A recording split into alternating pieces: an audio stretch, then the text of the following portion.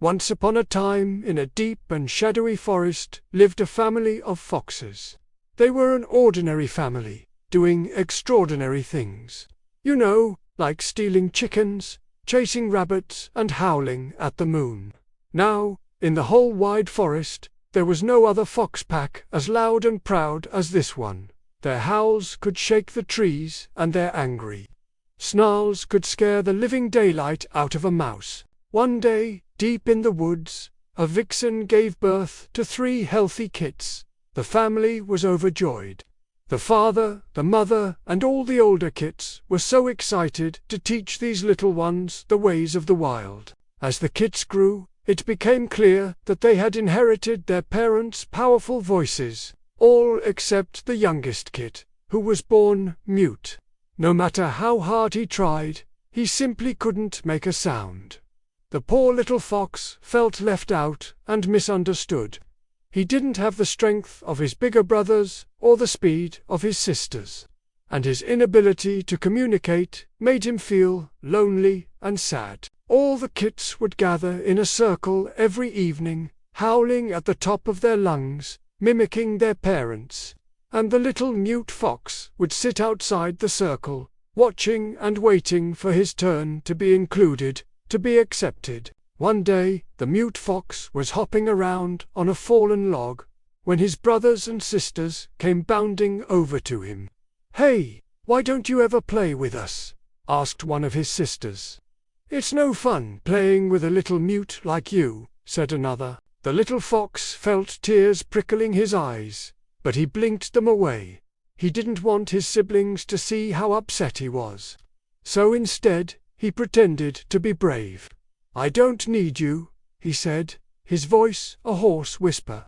Then he turned and trotted away, trying to hide the hurt in his heart. He found a cozy den under some bushes and curled up inside, wishing for a friend to talk to, someone who understood him and loved him for who he was.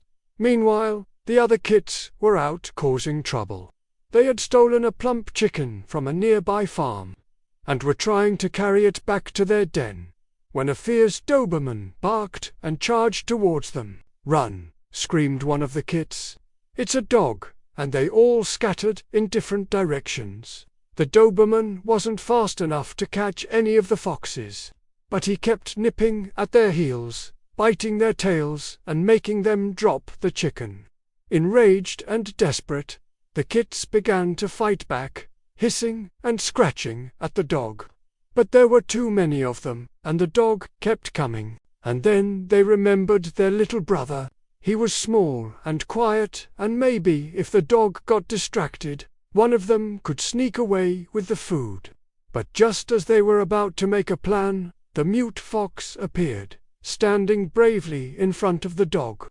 The big dog stopped growling and stared at the little fox, who stared right back, his eyes blazing with courage. Startled by the mute fox's bravery, the dog hesitated for just a moment.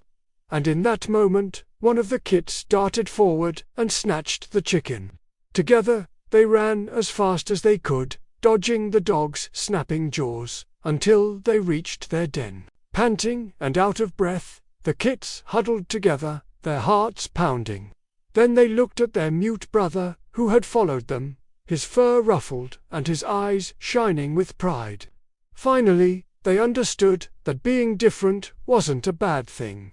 In fact, it made their family stronger. From that day on, the mute fox became the leader of the pack, respected and admired by all.